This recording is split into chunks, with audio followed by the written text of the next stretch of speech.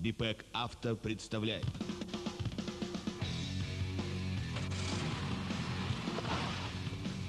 Лада 110.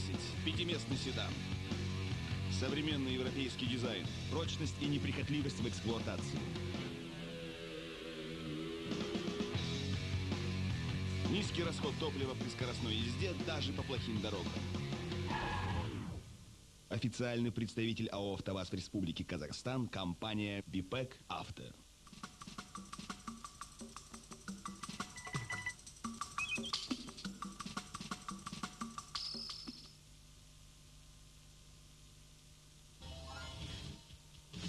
Корабль терпит крушение, и убийца получает свободу. Но здесь смерть приходит с темнотой. И только тот, кто не ведает страха, проведет вас сквозь черный кошмар. Здесь вместе с темнотой приходит смерть. Затмение.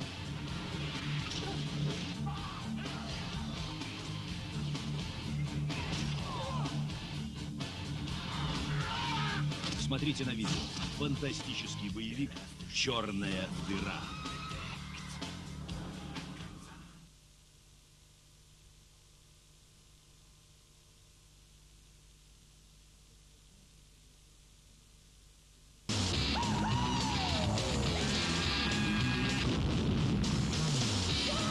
Сделай дью! Эй, слабо повторить?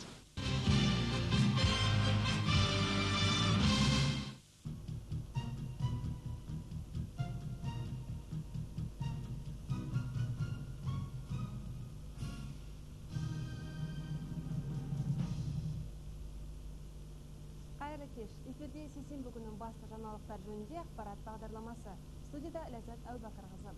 Бұдан бұрын хабарлағанымыздай, кеше кешкісін біздің облысымызға іс-сапармен елбасы Нұрсұлтан Назарбаев келді.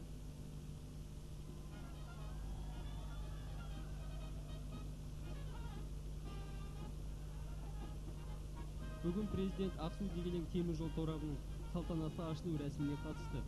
Ұзындығы 184 шақырымға созылған темір жол еліміздің солтүстік мен шығыс аймақтар арасындағы қашықтықты орташа есеппен 600 шақырымға қысқартады. Ал жүк тасымалдауға кететін шығын алғашқы жылы 15-20%-ға қысқарса, магистраль тұрақты пайдалануға берілген соң 3 есеге дейін қысқаратын болады. Бұл темір жол торабы небәрі 2,5 жыл ішінде аса жоғары қарқынмен салынып біткен рекордшы магистраль. Елбасы жаңа темір жол торабының тек біздің облыс қана емес, бүкіл еліміздің экономикасына оң ықпалы бар екенін атап өтті. Бұл жол тек қана 190 шақырым жердегі салынған жол ғана деп есептемеу керек. Үлкен саяси мәселе, біздің 2030 жылғы бағдарламамыздың жаңағы транспорт жүйесіндегі жоспарымыздың орындалу мәселесі. Бұл біздің торқалы тойымыз Қазақстанның тәуелсіздігінің 10 жылдығына деген үлкен қуанышты, шаттықты, сондай сыйлық болып саналады.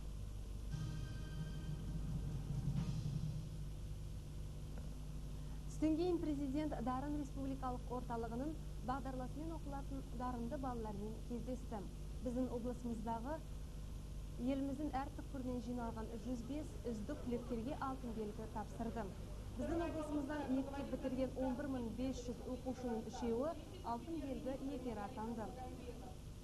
Бүгін кешкілік Нұрсұлтан Әбішұлы ел егемендігінің 10 жылдығына ұйымдастырылған мектеп бітірушілердің республикалық жас толқын салтанатты кешіне қатысады.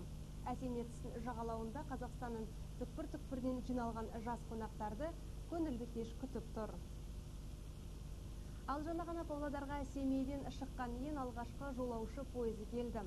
Ертіс деп аталатын бұл пойызбен келген Семей және Павлодар өңірінің ардақты азаматтары, мәдениет қызметкерлерін және жетім балаларды Павлодар халқы құшақ жайып қарсы алды. Қала әкімшілігі мен басқа да мекемелер қонақтарды Павлодардың әсем орындарымен таныстырады. Жауапты басқармалар Ақсу мен Май аудандарынан келген қарияларға және темір жол құрылысына еңбек сіңірген азаматтарға сый-сияпат көрсетпек. Көптің күткен ұлы тойы деген міне осы. Өте ұнады, онда өте таза. Біз Ермақа тоқталып экскурсия істедік қаламен. Қалада әртүрлі гимнастика, Азия лицейлерді бізге көрсетті. Ол өте қызық болды. Ал вокзалға жолға келе жатқанда біз автобуста жол бойы өлең айттық. Ал ертең қаламызға келген 225 қонақтардың 36-сы ертіс пойызымен Астанаға жол тартады. Елордада Ақсу-Дегелең темір жолы құрылысына еңбек сіңірген азаматтарға лайықты құрмет көрсетілетін болады. Басқа да жаңалықтар туралы. Көп ұзамай қала тұрғындары сапалы телефон байланысына қол жеткізеді. Қазақтелеком акционерлік қоғамы 74 және 71 мен басталатын абоненттерді цифрлы станцияға ауыстыратынын мәлімдеді. 74 және 71 сандарымен басталатын АТС нүктелері цифрлы станцияға ауыстырылуы павлодарлық тұтынушылар үшін әрине жақсы жаңалық. Бүгінге дейін Саяжай шағын ауданында шамамен 3070 абонент толығымен жаңартылды. Жаңа жүйенің пайдалануға берілуі қала тұрғындарына тиімді болады дейді мамандар. Өйткені қалааралық байланысқа шығу үшін соңынан өз телефоныңыздың нөмірін терудің қажеті шамалы. Тағы бір жақсы жағы, телефон терроршыларының қай нүктеден телефон шалып тұрғанын арнайы аппаратсыз-ақ лезде анықтауға мүмкіндік бар. Қаладағы 75, 78, 73 абоненттерде цифрлы техникаға ауысатын болады дейді қалалық телефон байланысының бастығы Владимир Шиндов. Іске қиындық кетіріп отырған жайттарды жоқ емес. Әсіресе сымырлаушылар жұмысқа бөгет жасап қана қоймай, үлкен зиян келтіріп отырған көрінеді. Дегенмен жаңа технология қала абоненттерінің қалааралық байланысын ғана жақсартып қоймайды. Жақын ауылдар, әсіресе Ленин ауылының 500 тұтынушысында радио релейлік байланыс арқылы сапалы қызметпен қамтамасыз етпек. Хабарымызды жалғастырамыз. Соверен сауда маркасы Қазақстанның 16 қаласында лотерея ойынын өткізуде. Жақында Павлодарда алғашқы жүлделер ұтысы өтті. 27 құнды сыйлықтар мен шоу бағдарлама павлодарлықтарға арналды. Алтын құмарлық ұтысының 700 қатысушысы қалалық мәдениет сарайына бағалы сыйлық иегері болам деген үмітпен жиналған еді. 27 сыйлықтың арасында кір жуғыш машинасы, үтіктер, әнки орталықтары, телевизорлар және басқа да заттар болды. Өткен апта бойы Павлодарда Golden Sovereign продюсерлік орталығының командасы купон жинаумен айналысқан болатын. Ұтысқа қатысу үшін Sovereign сауда маркалы шылым қорапшасынан алтын тиын салынған жерін қиып алып тапсыру керек болды. Бұл жағдайдың өзінде купон иегеріне фирмалық футболка, бейсболка, от тұтатқыш және күл салғыш берілді.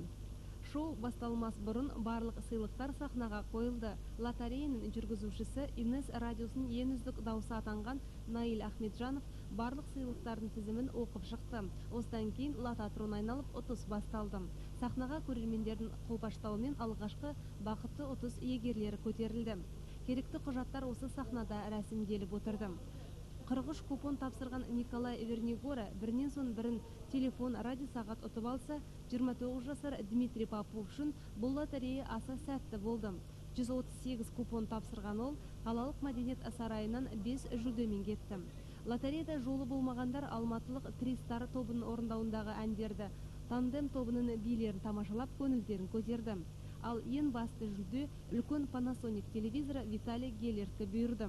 16 желтоқсанда Алматыда Sovereign сауда маркасын қорытынды лотереясы өтеді. Онда өткен жылдың ең жақсы автомобилі 5 Ford Focus жүлдеге тігіледі. Ол үшін 10 Sovereign темекісі қорабының тиісті бөлігін Павлодардағы орталық әмбебап дүкенге немесе Алматыға жіберу керек.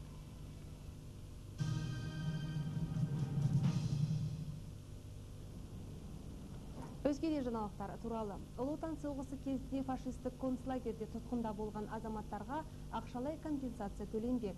Бұл шараны қолға алған Германиялық естелік, жауапкершілік және болашақ қоры.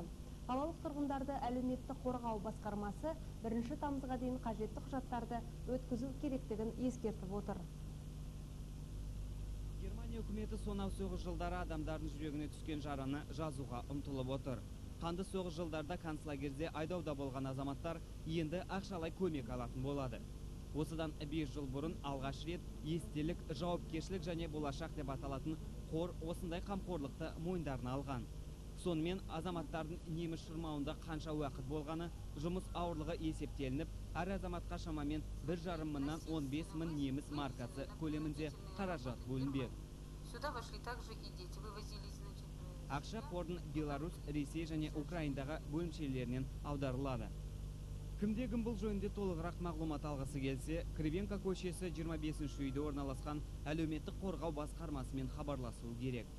Биылғы жылдың ақпан айында біздің облыстан аталмыш қордың Киевтегі бөлімшесіне 78 арыз жіберілсе, Беларусь филиалына 15 арызға жөнелтілген екен.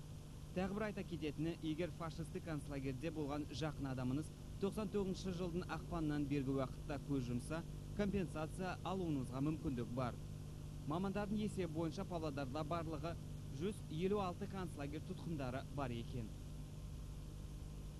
Хабарын жалғастырамыз. Жалғы демалыс күндерінде нөмірі 36-шы орыс мектеп оқушылары демалып қана қоймай мемлекеттік тілді меңгеруге талпынуда. Мұндағы балалар біліммен қатар әнге, қазақтың қол өнері мен ойындарына зор ынта қойып отыр.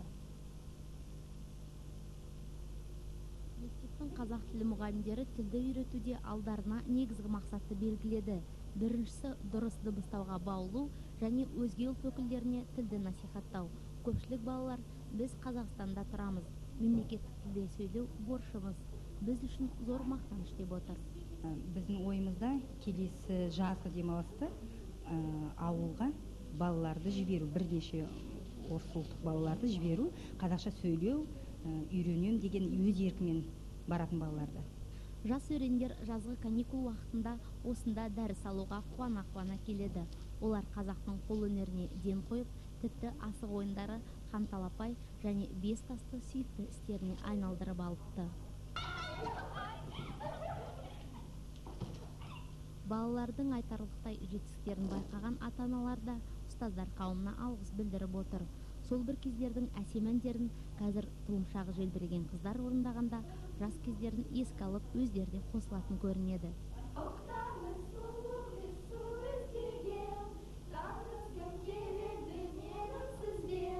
Ұстаздар еңбегінің арқасында қазақы нышанда бөлме жабдықталған. Оюлы сырмақ, кестелі текемет және дастархан жас буынды дәстүрге біршама жақындататындай. Болашақта олар мемлекеттік тілде еркін сөйлейтін дәрежеге жетеді деп зор үміт артып отыр бапкерлері. Бүгінгі күннің жаңалықтары міне осындай болды. Амандықпен жүздескенше сау сәлемет болыңыздар.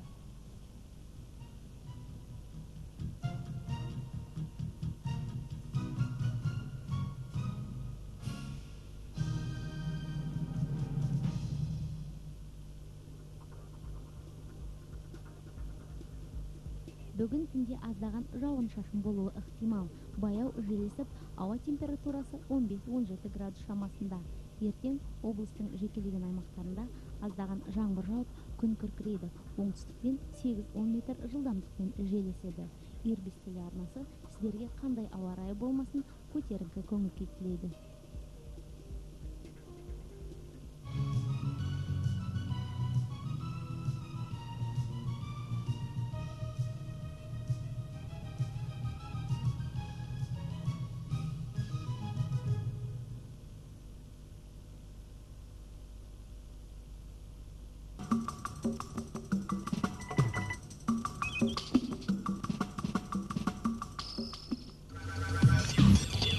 Открой свой подарок от Вимпекс. Это просто и реально. Все, что пожелаете. Отличная бытовая техника, видеомагнитофоны, телевизоры и музыкальные центры. И суперприз – автомобиль. Вимпекс купишь, подарок получишь. Дорогие учащиеся и выпускники, специально для вас по будням на телеканале Ирбис выходит новая рубрика «Абитуриент», где вы можете узнать много полезной информации об учебных заведениях нашего города. Время выхода рубрики в 7:30 утра, 18 и 20 часов вечера. Смотрите и делайте свой выбор.